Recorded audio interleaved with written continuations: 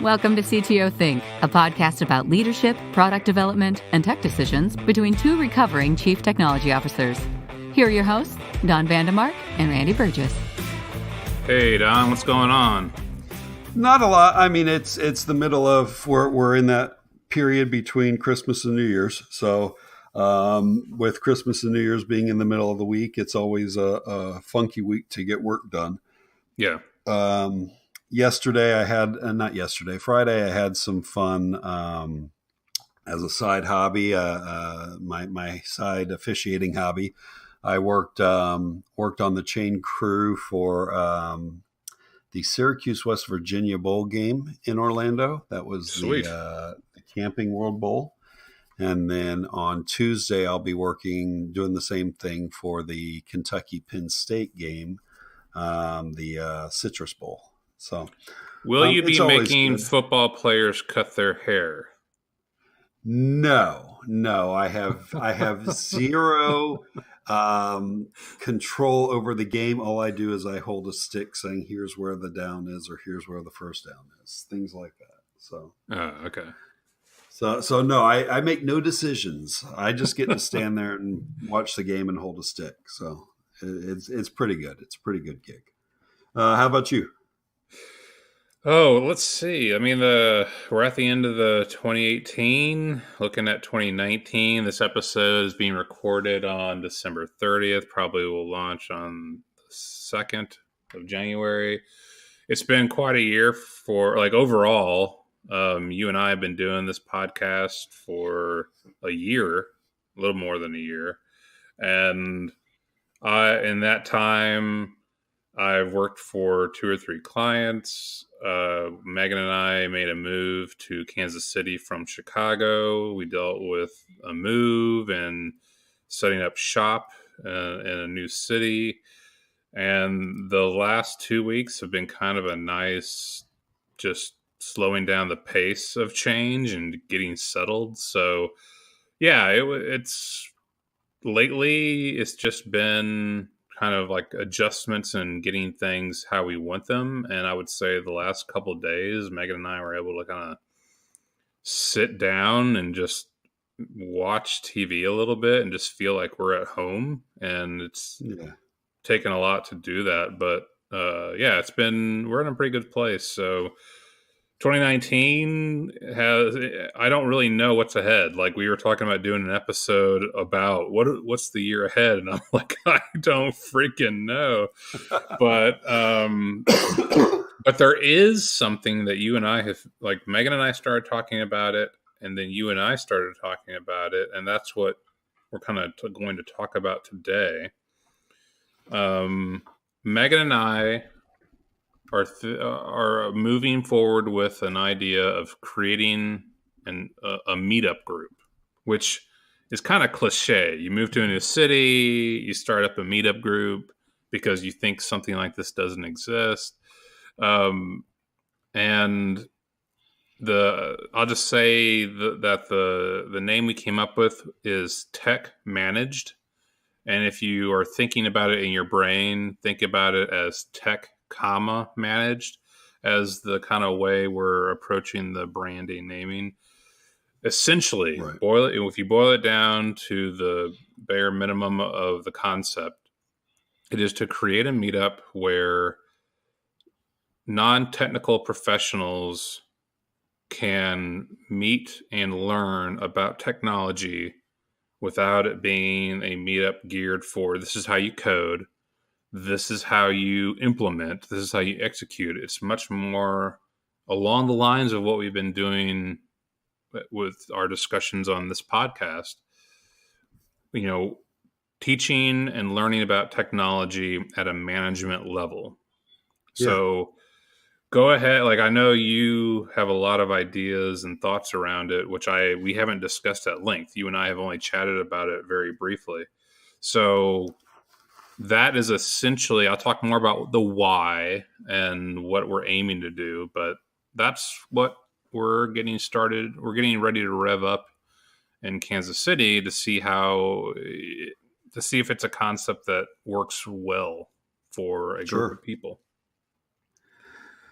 No, I think so we were talking about a little before we started recording, and I started to dig in and ask questions, and you're like, just stop, just hit record, and let's put it on tape, and we'll just flesh it out as we record this episode, which is a much better episode than what happened in 2018, what happened in 2019. Yeah.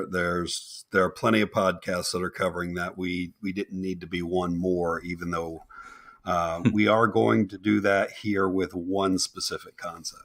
Sure. So I the more I thought about this idea, the more it really resonated as a great idea. Question for you though. You said it's cliche that you do it when you move to a new city. Is this something that you think existed in Chicago? Let me think. Yes, it did at one time. It was called Bootstrapper's Breakfast. It was only for a small niche, though. So the idea was a bunch of founders or startup people would meet for breakfast around 7:30 a.m. Pretty early for me, but not as early for folks that are already downtown.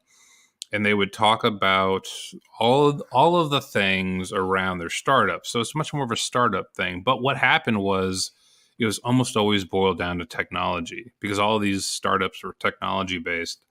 And you would have a few consultants in the room kind of networking.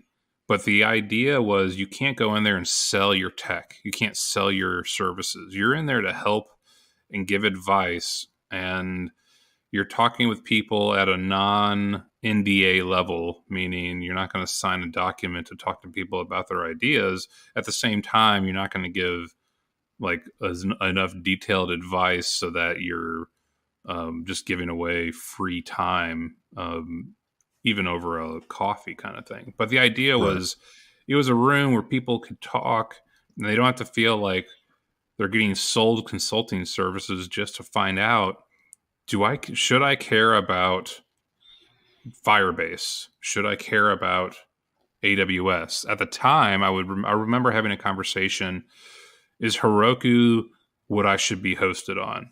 And this is back in at least 12 years ago when I was a part of this group. And I barely knew what Heroku was at that point. It might have been less than 12. I don't think Heroku's been around that long. So it had to be something more of like 8 or 9 years ago. I can't even remember how old Heroku is. Regardless, the idea was there was a group that was built on a more it was geared only for startups, really, and it wasn't geared on technology. And that was part of the problem, was that the group's subject matter was kind of erratic, but it existed. So that was my idea, was something like this was in Chicago. It fell apart. Actually, the person who ran it was one of our guests, Griffin Caprio. Sure. That's where I met him back in the day. So the answer is yes, it existed in Chicago, but not in the way that I'm talking about tech managed. Okay. So it sounds like there it was more startup based, more founder based, more small company based.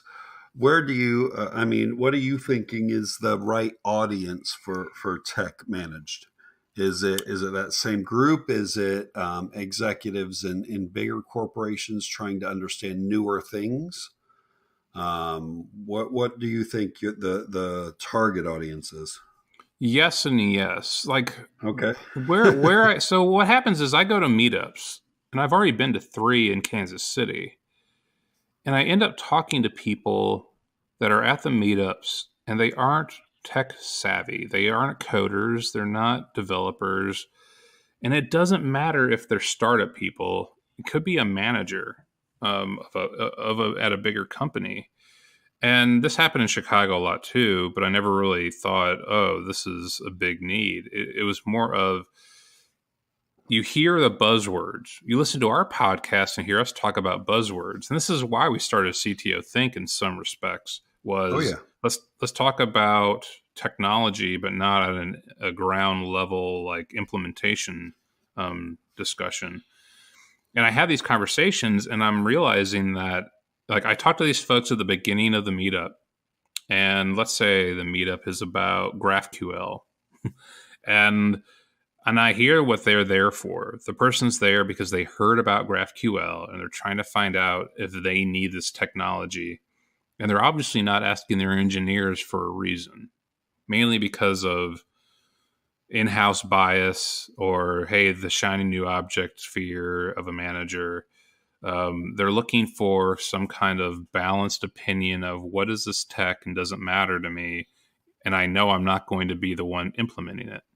And and I realized that during the actual meetups, the person giving the talk is talking at a developer level, and that the person that I talked to wouldn't have any friggin' clue what is being discussed here, and none of the questions they went in with are being answered, because they're going into this tech discussion about what is this technology for? What does a manager need to know about it? Meaning risk, meaning cost, meaning what are the alternatives here? Is this technology bleeding edge or is it stable? Is it going to last a while, or am I betting on some brand new thing that's not going to last? Does it matter for my developers if they're going to be productive with it? All of these questions that honestly developers sometimes skip past because developers are like, is it easier? Right. Period. And no, it's not only is it easier, but the developers love the new shiny thing. Yes, I do. I do. I do on one side, and then I'm like, no way I'm going to implement this for my client. Right. I'm always in that middle ground, which is where we've always found ourselves. But what I want, what the idea is, to have a meetup that is really focused. It's not focused on the attendees. I want to be more general for who can attend and get value out of it. So if you work at a big company and you are, even if you're a non-technical CTO and they exist and it doesn't matter, and you are just like, I want to understand, truly have a better understanding of a piece of technology I keep hearing about, but I don't want to go into a setting where everyone in the room knows more than me, or I need some kind of baseline non-bias from non-developers about their experience with it. The idea is that this will be a setting focused on tech. If you want to talk about business startups related to finance, if you want to talk about business startups related to fundraising or marketing, that's probably that's a different group. This is really based on, hey, I am a person that is involved with a business of some kind, and I need to understand more about technology at a level I can start to get into it, and not at, here's a bunch of code, try to make something out of the slide of a copy of my text editor. That's what I don't want it to be. And of course, I said cliche for starting a meetup in a new city, because almost every time I saw someone in Chicago do a new startup that sounded like another one, I'm like, oh, they're new here. It'd always be someone from a different city moving to Chicago. And it's like, wait, this exists already, and you're just from out of town and you haven't done any research to see if anyone's doing this. And so I looked through all the KC meetups to find if anyone is doing. There's plenty of startup meetups. I don't need to repeat that. There's plenty of tech meetups. I don't need to do a JavaScript or a GraphQL or a React meetup, because those are all being covered. What I'm looking for is that middle ground to satisfy the people I've already met that are like, I want to go to a meetup and I want to be talked to as though I'm learning tech at a management level. And I don't want to be sold like, hey, you need to use my company to utilize this tech. It's kind of a neutral ground for people to talk about technology that is not involving revving up Git, pushing to a repo, using Amazon Web Services just to learn how to do something. That's what I'm trying to avoid. Right. And so, yeah. I do think so. So you said it earlier. It's at least half of the mission of what we try to do here on this podcast, right? Mm-hmm. Which is explain technology to the non-technical that find themselves needing to know a little bit more.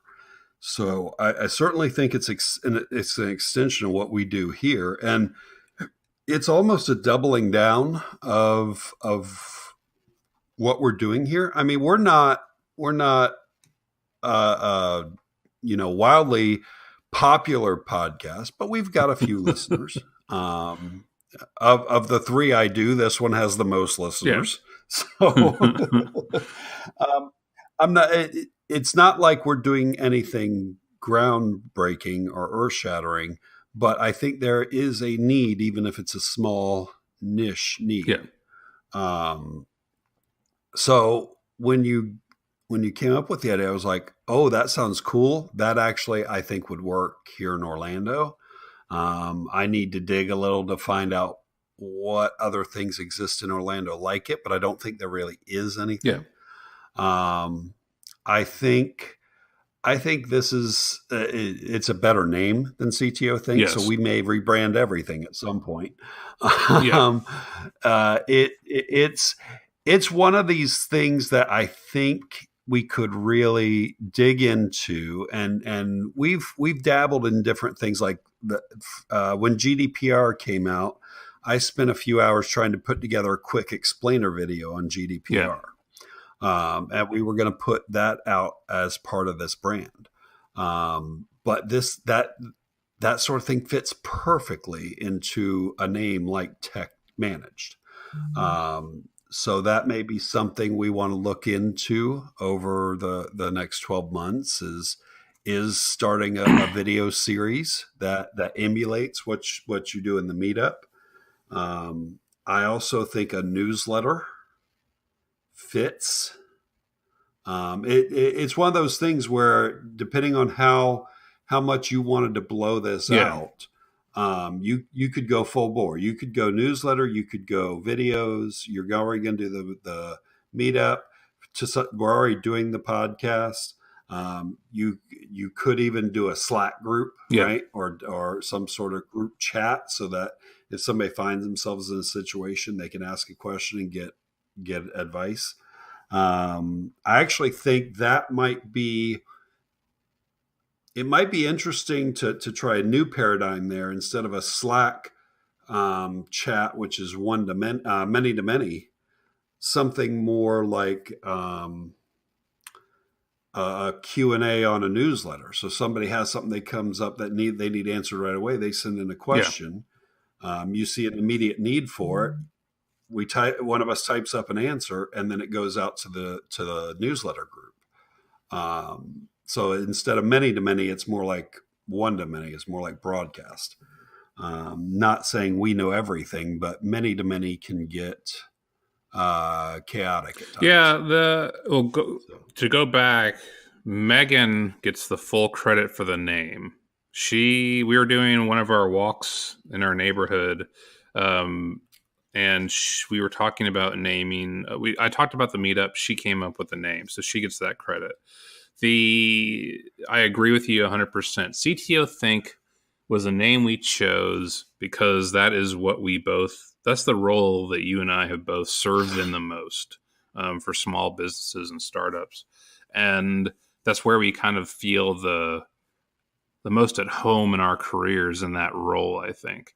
And I am definitely a part of a CTO kind of think tank in Chicago. Nothing like that exists here.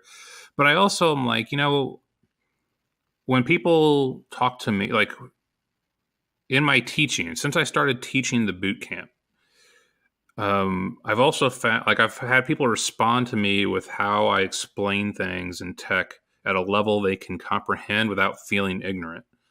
And I also have business people who are not students tell me the same thing. And that's why the CTO Think name doesn't work for them on a branding level, because if you are a business person and you don't know any tech, CTO is not a role you're going to be having. You're going to hire a CTO, or you're going to eventually be co-founder with a CTO. And so if the goal of the group is people at a general business level, CTO excludes them in some ways. And I think Tech Manage is just more inclusive for who we want to be part of the group. And that's ultimately why I think the name works better based on the goals of what we're trying to do. The interesting thing is that Kansas City and Orlando are both similar in population, much different cities. One is flatlined on growth from a population standpoint, and one is growing, that being Orlando. One of them is they're probably both, I would say KC has a much more older kind of business climate, and in Orlando is probably modernizing faster than I would guess most of the other Florida cities. And you also have a humongous player of technology in Disney right there. And we have more we have healthcare Cerner is one of the big employers in town, amongst a few others. So they're very comparable cities, though, in terms of size and scope, I would say. So it's interesting to see if this concept does have a user base of a need that is comparable to each other as well.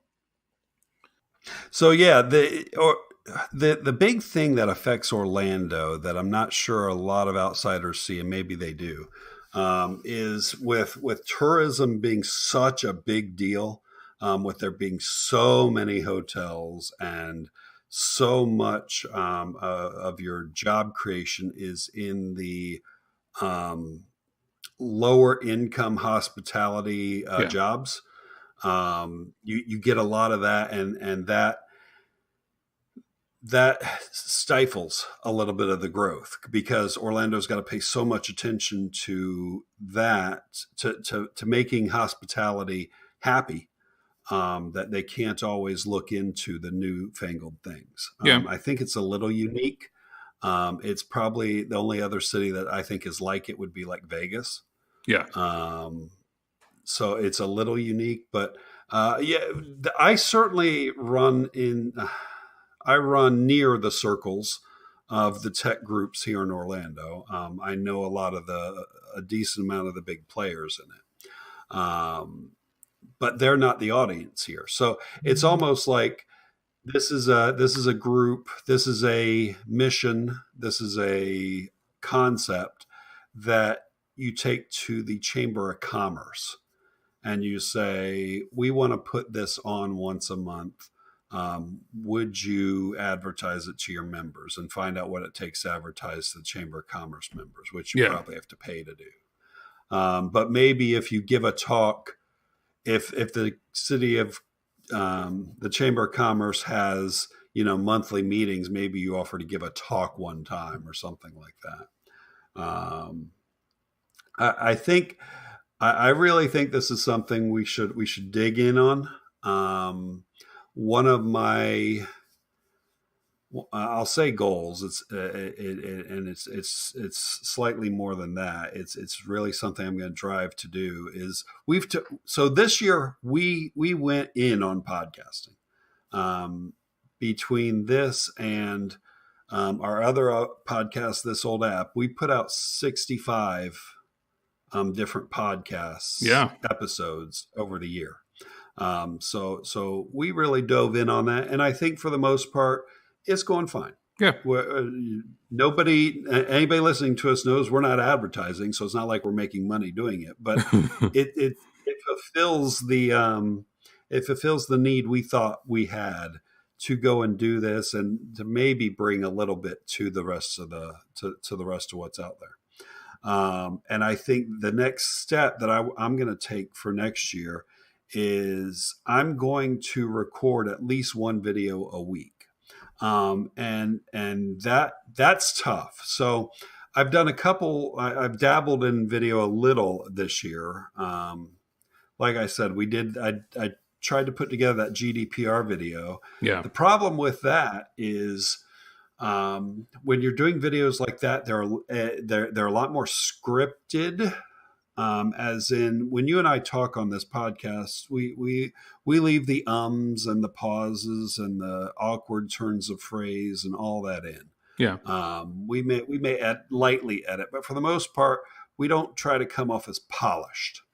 I don't know that works in video as well. But maybe that's the direction we try to take it. The other thing you have to do is you usually have to make slides for it. I have the design skills of a kindergartner, so when I make slides, they're pretty basic. But that may be okay too if we think that's necessary. Well, remember, let's go back on history a little bit. If we're going to do any kind of publishing or new concept, the reason this podcast is 2 years old. It's only been published for 1 year, but it's 2 years old because we talked about this podcast concept and didn't move on it for a year. Why? Perfectionism. And when I hear you say, I don't know if the slides are going to be good enough, I don't know if we need to edit out the ums, my answer is no. Just start publishing and then correct it as you go along. And what were your exact words to me the other night when we were talking about officiating? You remember your exact words? Oh, yes. It was something about you always talk yourself out of things. Is that it? Yeah, that's it. Well, no. So on that concept, on that line, today when I was creating the meetup.com account, I started having self-doubt. I started thinking, what if nobody comes to this dang thing? What if I put my name out there and I have to shut this group down within 3 months? What if nobody cares? And truthfully, this whole idea may not be worth the time in the sense that it doesn't get enough people together. But truly, right. if I have 10 people in a room that want to know about a piece of technology and I can talk to them, it's more efficient than me talking to one person over and over about what is GraphQL versus a REST API. Right. And in some ways, that's what motivated me to start it. So I'm not setting my goals high. I'm basically saying, like, look, I have found that I've taught myself or adjusted to become a teacher of technology as well as an implementer. And if I'm not going to start a school, which I'm kind of not really wanting to do, and if I still like to talk to people about tech at a level they can understand, and I still want to work in the field of consulting or building technology solutions, this is one avenue to do it. And, I would say that every episode that we record, the half hour before we do it, I think about, oh, this is another task I got to do. And then by the end of it, I'm like, damn, I'm glad we talked about that stuff today. It was great to talk about it. And the same thing about this is I've wanted to have a meetup I can go to where I'm not staring at code on a slide, because I know I understand it, but I know that most of the other people in the room don't. You only see it for a few minutes. And I'm like, this isn't actually teaching. And I want to have a meetup where there's teaching going on and it allows people to get closer to knowing, should I implement this tech? What is this tech, number one? 2, is it relevant to me? 3, how do I go about implementing it when I don't know how to code? 4, who are the people I need to bring on the team to to get it done. And then the other attachments of the cost, the risk, maintainability, is it a flash in the pan? And then the last one, should I even care about this? Which is often the case. The answer is usually no. Like, for where you are in your business, do you care about this specific buzzword you've heard about? And oftentimes it's like, no, you're way ahead. You're way ahead of this point of worrying about this. You need to worry about other stuff first. And I hate to do that sometimes, but it's sometimes the most relevant answer is, honestly, React. You do not care about React Native yet. You need to care about what are you going to build, and then find out if React Native is the right way to implement it. And, I want to be in those conversations more than I want to show people, here's the next wild and crazy JavaScript framework that you've heard about and you need to learn about. And it's like, that's not what a business person, founder needs to always care about, is what's popular. It's more about what is practical for the situation I'm in, for what I'm trying to do. And that's what I want to have the conversations around. And for us, we've always, when we just go with it and set up the podcast and just start talking and publishing. And then we bring in some friends, Mark Thompson, we brought in Griffin Caprio, we brought in Jesse and his wife. What was his wife's? Becca. And this is across both of our podcasts. We brought in Becca and Jesse. And every time we brought in a new viewpoint, we learned more. I felt like our audience learned more. And so the point of the publishing and the videos is to bring in more people talking about these things when it's not just a point of selling something or massive popularity. What is the buzzword of the day? And we got in that sector with, when we published an episode about React, a lot of people started paying attention. And that's great, but that's not what we want. We don't want a React podcast. We want to say, how is React relevant to you? And there's a bunch of other things you need to care about, and we're going to talk about them as well. And that I don't want to create a vehicle that is geared for clickbait, eyeballs, and popularity. Like, Chicago has 3 or 4 tech meetups that are nothing but cocktail hours. And you don't learn a dang thing. You can network, that's fine, but you don't learn anything at them.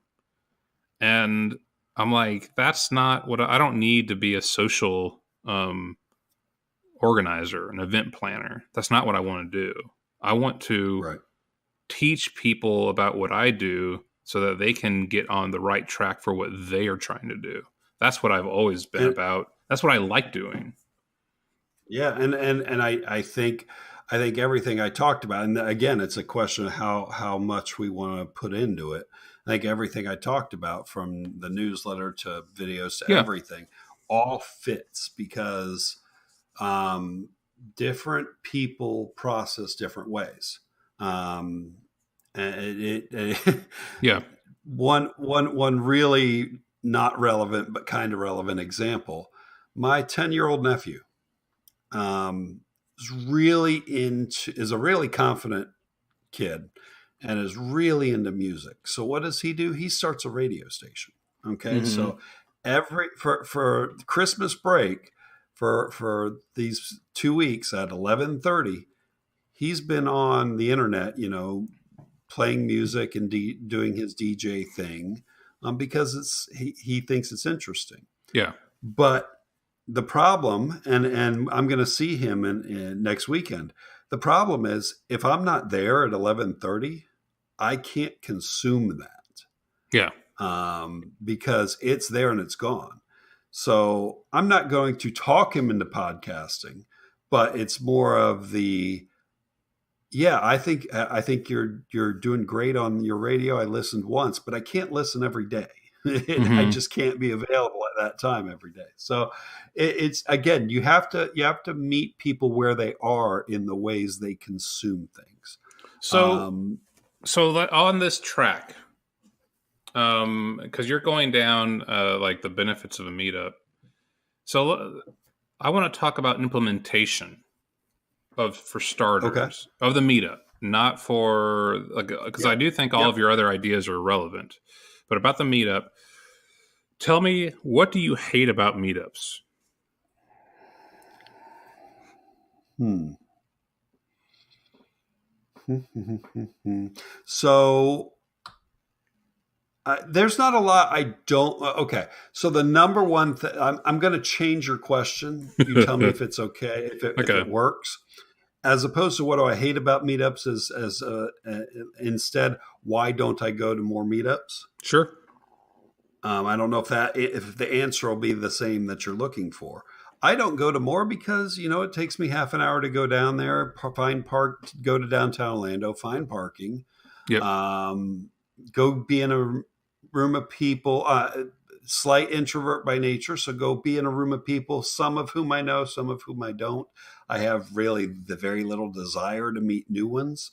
And then I only go when the topic is dead on what I want to see. If the topic's not a perfect 100% match, I don't go because of those reasons. Yeah. It's not that I hate meetups; it's more that those are the barriers to going. So, okay. So you talked about commute, you talked about parking, which obviously, as a returning to the world of driving in a car and not, I honestly don't know how to get anywhere in Kansas City unless it's off of the highway near my house. So, yeah, those are two issues for me. If I go to a meetup, one, time management. Like, no Okay, one that runs meetups seems to give a crap about people's time. sure, They say we start at 6:30, we'll end at some indiscriminate time. The meetup person typically, like, they may say, hey, we're going to have a time for networking, and then we'll have the presentation, but there's no definition around how long will the networking go. When will the right. presentation start? And when will the presentation end? When can I expect to get out of there so I can go home and expect to do something afterwards? And so that right there is something that I want to change. Now, trying to be really rigid about a meetup is not a great way to start. You want to be flexible. But my goal is to say from the start that meetups will last about 2 hours, and it will say that the doors will open at 6:30, and that we will have a networking, like, people can, the doors open at 6:30, the presentation will start at 7. None of this Right. lingering crap where, because the person running the meetup is talking to someone, that they let it go 15 minutes past the start. It's like, no, we're going to get started at a certain time. If you want to skip the networking, that's cool. Just show up at 7. But we're going to open the doors at 6:30 so people can come in and just get to know each other if networking is part of why they want to attend. And then we'll have a presentation of some kind that runs for roughly an hour. That includes a Q&A. So anyone that comes in to give a presentation should be planning to do 30 minutes to 45 minutes and then leave 10 to 15 minutes for the discussion. Now, the meetups I've been to that follow that are the ones that I'm like, that's a valuable meetup. This one feels like Right. it's worth my time to do the driving and the commute and all that mess, to chop out my day. And also, and I'm not really unlike you, I'm introverted in the sense of me going and just talking to random people I don't know is not something that is, um, I'm not inclined to do it. I don't gain energy like an extrovert from just putting myself into a social situation. So if I Right. was told by a meetup that I respect your time and we're going to have a kind of a schedule and follow that, that tells me right there that the person running the meetup understands that busy people like a little bit of formality around time management. And so that's one part. The other part is to actually make sure, like, people don't have to take notes and keep up with slides. Like, if you are bringing slides and doing a presentation, then you are essentially open sourcing those documents to be available to the group later. So we can publish those slides to, the whatever repository, so that it's like, hey, if you want to see these slides and get your notes off of that, fine. But if you want to pay attention without writing every little thing down, then you can. Now, that may be a factor that can't always work based on people. People do meet up presentations and then go to conferences and do those same presentations. I understand that. So it's not a rigid thing, but I think it's valuable because one of the questions that always comes up in meetups that I attend, people say, can I see these slides? Can I get these notes? Can I get the list of people or the references you talked about? And I would prefer that people know, hey, you don't have to write down everything I'm saying. Everything I talk about will be available in a document of some kind for you to get to. So I'd like to gear it that way. Are you planning on from day one recording and redistributing? That is the technical question that I don't want to slow down this meetup from starting, but is definitely a goal. It would be terrific because again, if the point is to teach people, then it shouldn't be a factor of you must be in the room to learn, that you must be available on a Tuesday night at 6:30 just to learn. So the goal is yes. The question is, can we get a venue that allows to do that well? I think I can get a microphone that clips onto a shirt for the discussion factor on stage. The question, and I've already recorded in teaching. It's a matter of how do we get the proper how do you say it? The proper equipment and setup to record the presentations that works for everybody. Right.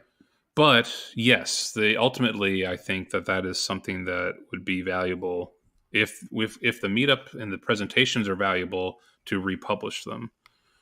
Well, I also think to keep that from being a technological barrier. Yeah. Until you've got a good setup, it's cell phone. You capture it on a cell phone, you're done, and you put that on YouTube, and that's that. It can progress from there. But I think from day one, if you come in saying, we think this is more important than just what the people in the room see. We know the quality is not great. And again, back to your, let's not aim for perfection. Yeah. We know the quality is not great. We're going to get there. But until then, here's what we got, and we're going to do our best. Yep. And other things that annoy me, I honestly don't care about food and drinks.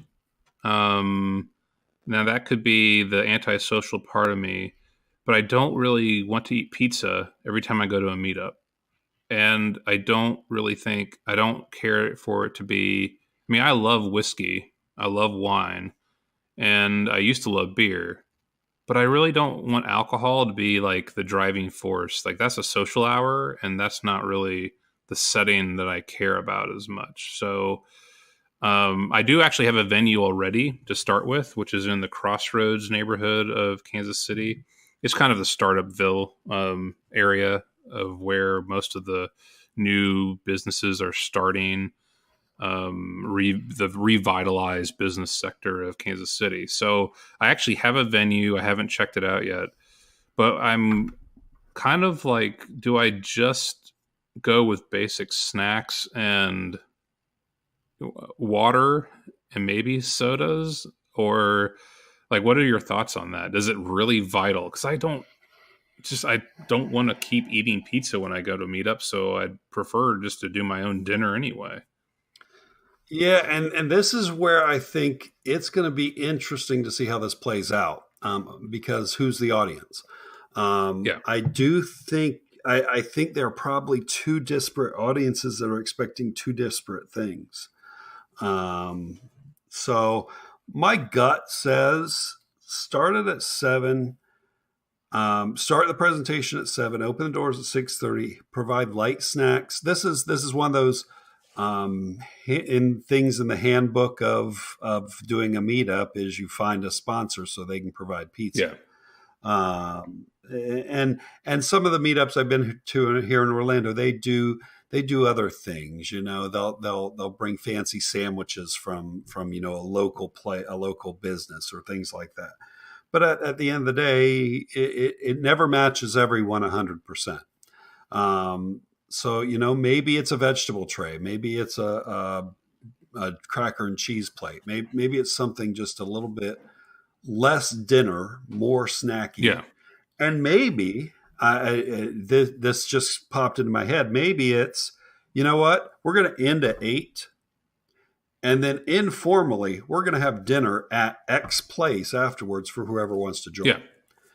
And you've immediately put in people's heads, don't feel you have to go, but know that if you want to, we're all going to go hang out here for another hour and just grab something to eat. So that takes dinner off their mind. And that makes it make a little bit more sense on why you're only providing snacks. Yeah. So that may work. And so then after the presentation, the other thing I dislike is how, or actually I know it's a pain in the butt. The people that host can't leave until the last people leave. Yeah.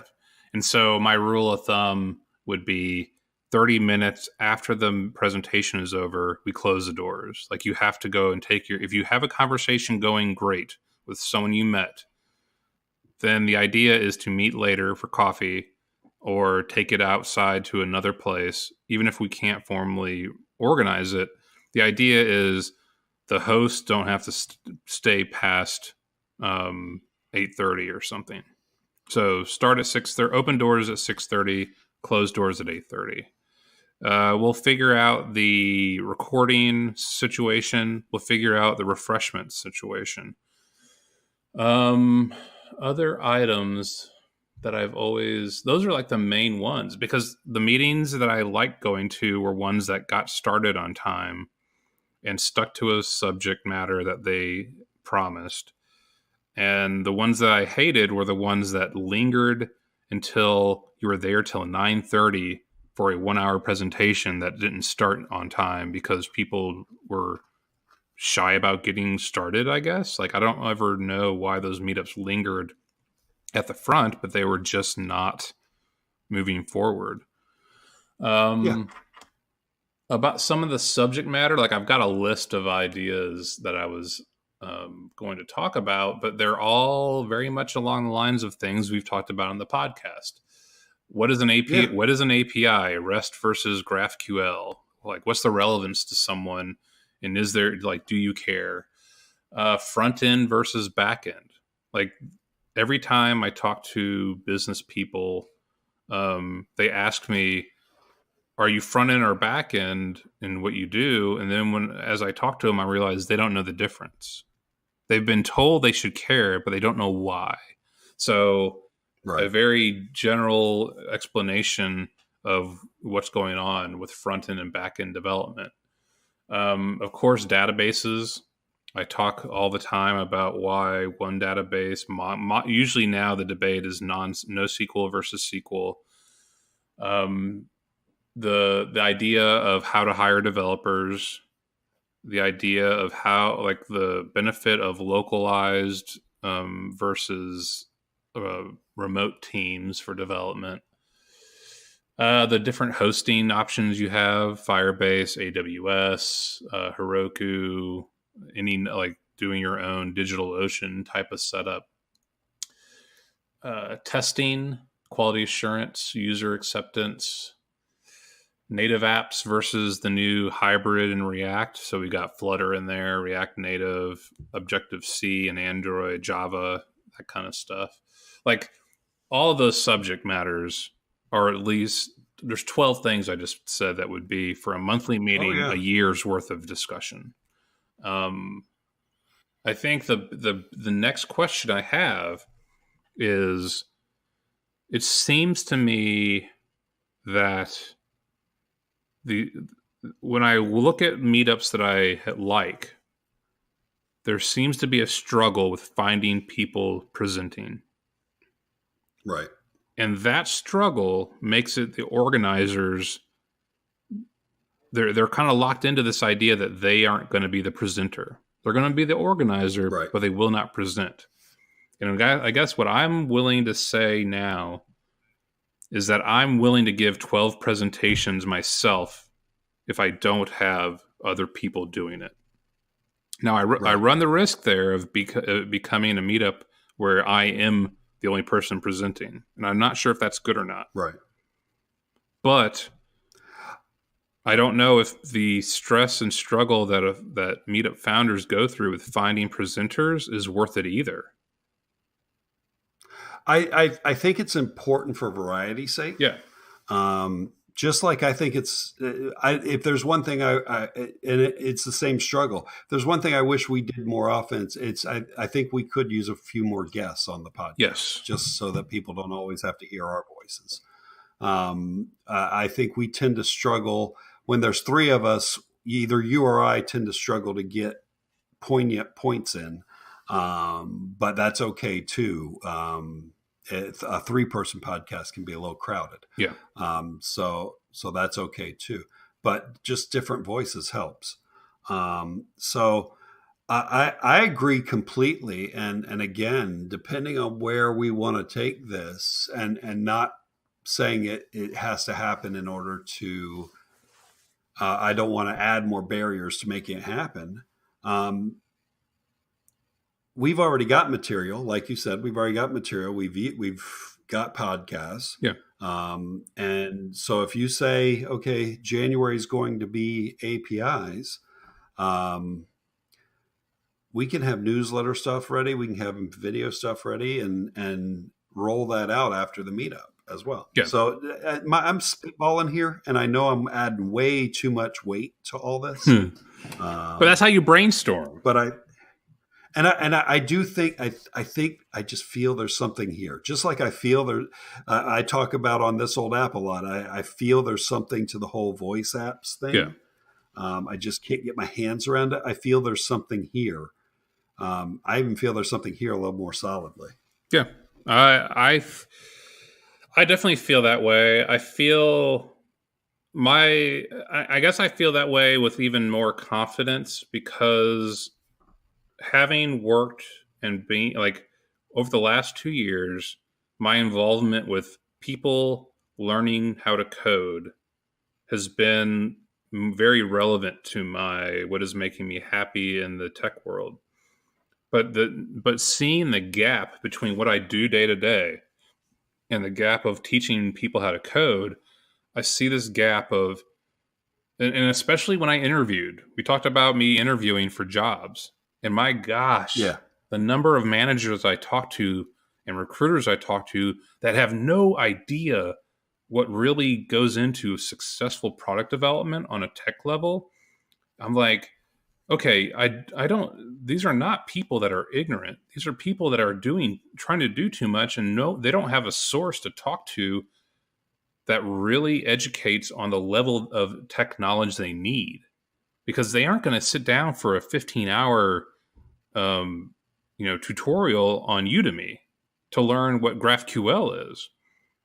They don't have the time. But if someone could just sit down and say, this is what GraphQL is, this is how it's relevant to tech for the last 10 years, this is where it's probably going, and what, based on the business problem you're talking about, this is why if it's relevant at all to what you're doing, that is a huge amount of knowledge that they need to make a good choice. And it doesn't have to come loaded with, if you pay me for an hourly consultation, I can answer these basic questions for you. That is not what people need. There is a void there for teaching this stuff. And we talked about it with the executive tutorials concept we spitballed. We talked about it with voice app videos.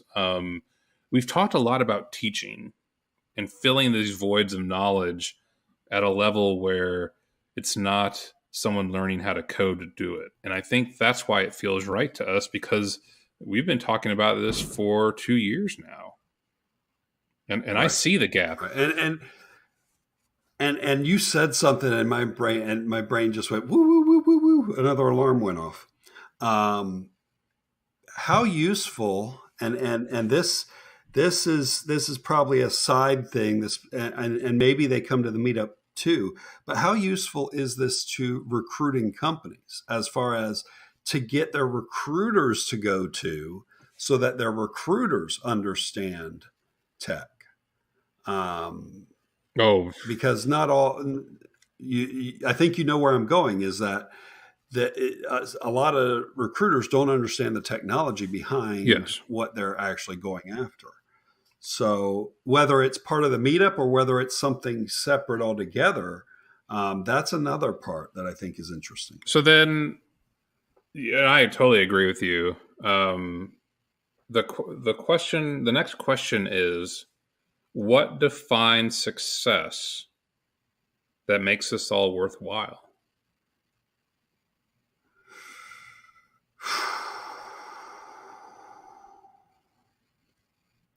I can only define what I can only define that answer for me. Yeah. I can't define that answer for you. For me, if we're able to reach a certain number of people, and I don't have the number in mind at this moment, if we're able to reach a certain number of people, to me that is the ground floor of success. We've succeeded if we do that. Beyond that, if we're able to turn it into something where a recruiting company says, hey, why don't you come give my recruiters a talk and I'll pay you for that talk, turn it into a revenue generating opportunity, that's something altogether on top of it. But that is not the baseline of success.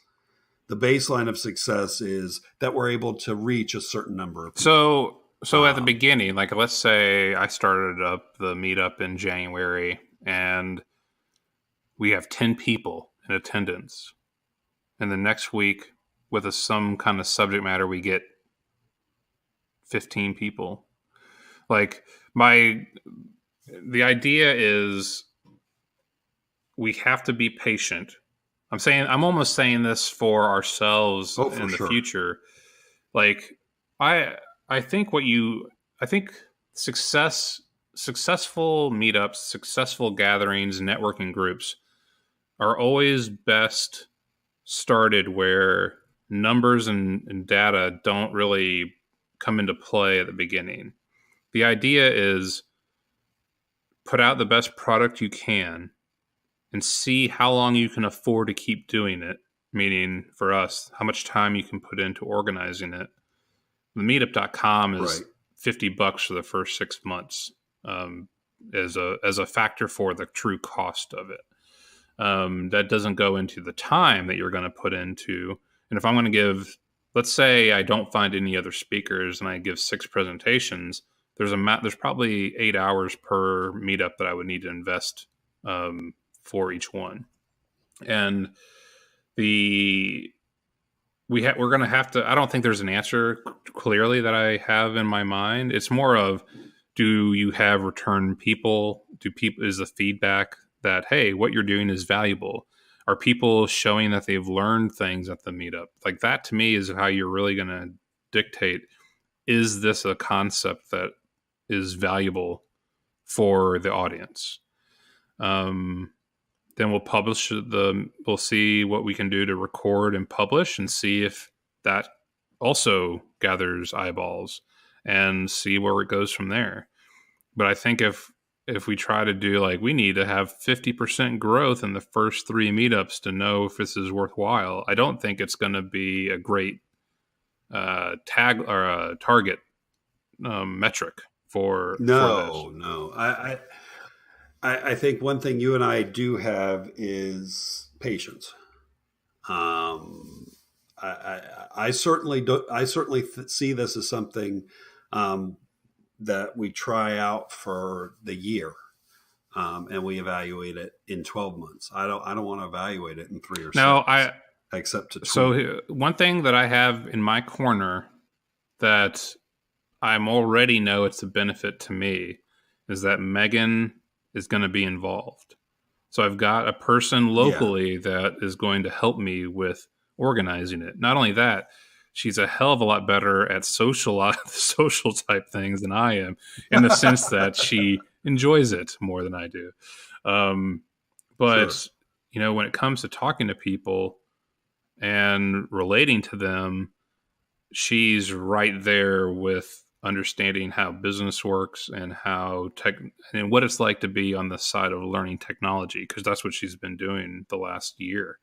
So I will say to you that finding someone locally to help organize will be helpful. You've got me, of course. You and I both talk enough on the idea level that it helps us both push through to get past that talking ourselves out of ideas thing.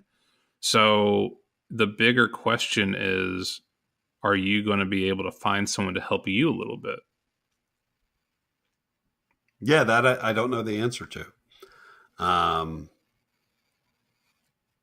A couple people pop into mind, but and would be interesting. One person I know of is a good teacher, but he also takes 45 minutes to explain a 5-minute topic. So, but yeah, no, that's a good question. I think initially, for the first couple go rounds, we concentrate on Kansas City. And I do what I can to help make that a success.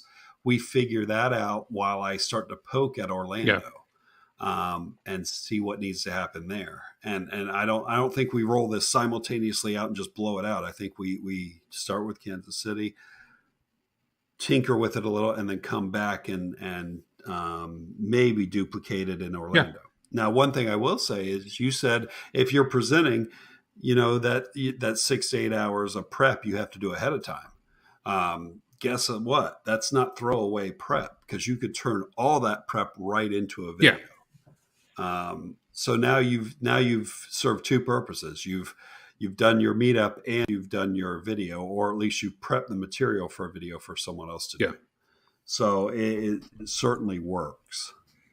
And I do think, to the point you just made, I went to a presentation last week where it was on TypeScript and GraphQL, and the speaker essentially said, "I am going to give the same presentation at a conference in Ohio, so your feedback is really relevant." And I was like, that's freaking smart. Like, this person is giving us the first draft locally with a room of 10 people.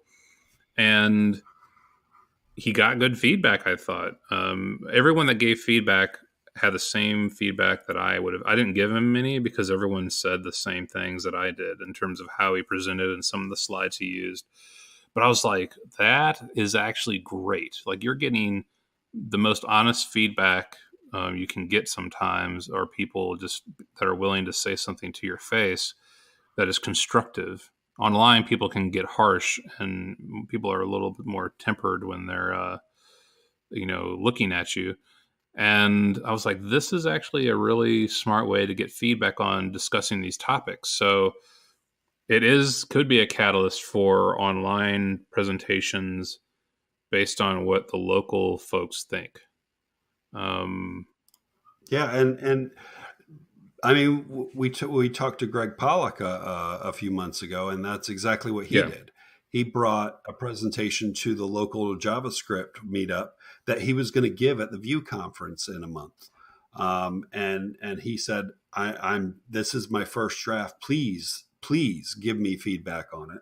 And afterwards, I went up to him just because I had a relationship. I wouldn't do this if I didn't already have a relationship with him. I went up to him. I said, on your 4th slide, you've got this misspelling. On your 7th slide, you've got this. I said, I don't know if you want it to be that picky. He's like, no, that's exactly what I'm looking for. Because that's the type of thing that when you give a conference speech, you need to get cleaned up. So yeah, for sure. All right, cool. Well, I think we've talked this around, and I'm excited to give it a run. So news for everybody in the future as far as stay tuned. Yeah, like I have to figure, I think I have a domain name I'm going to get for it. I've already set up the meetup group, at least for the KC, the KC meetup group account. They just approved it while we were talking, actually.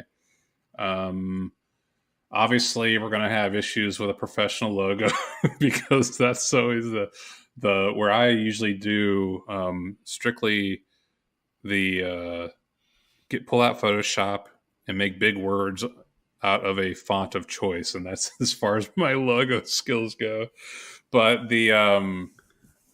we'll figure all that mess out. The idea, what was the quote I used for getting CTO Think started? And I taught, this is what I said when we were guests on the Dante 32 group. It's something about, oh man, I can't remember the quote, but I'll have to find it. But it's about being mediocre enough to get going or something along that line. Yeah. And it was essentially it boiled down to, in order to get started, perfection is our enemy. And we have to accept that we will be mediocre at the beginning and keep working towards improving this concept for how it fits. So as most brainstorming sessions go, half the things we just talked about aren't going to work. And we just have to keep in mind that we are going to create a group or a community and find out what that community needs and the style in which we deliver it. And that's what we're going to have to learn and adjust to. So I think we've got a good start, and we will, in future episodes, talk about how it's going. Yep. That sounds good. And if we decide to change the name of this podcast, everybody will know way ahead of time too. Well, yeah, but there's also something to be said for branding. Helps. So we'll see. Yeah, I don't know. Yeah. It'll still be CTO Think next episode. Let's put it that way. Yes. Do not unsubscribe just because we said that. All right, man. Well, all right. Have a happy new year. That'll be tomorrow night. Yeah, I guess so. Yeah, tomorrow night. Yeah, and see if I survive fireworks again. We are Florida man down here when it comes to New Year's Eve. So we'll see how that goes. All right, cool. If you bump into Mark Rick, tell him happy retirement. Oh, for sure. All right. See you later. Thanks for listening to the CTO Think podcast. Show notes and previous episodes can be found on our website at ctothink.com. Reviews on Apple iTunes are always appreciated and help promote the show. Patreon contributions help us to produce episode transcripts, which allow people that are deaf or hard of hearing to access the show. If you have feedback, ideas, or want to be a guest, please email us at hello@ctothink.com. Show music is Dumpster Dive by Mark Wallach, licensed by premiumbeat.com. Voiceover work by meganvoices.com. You'll hear from us next week.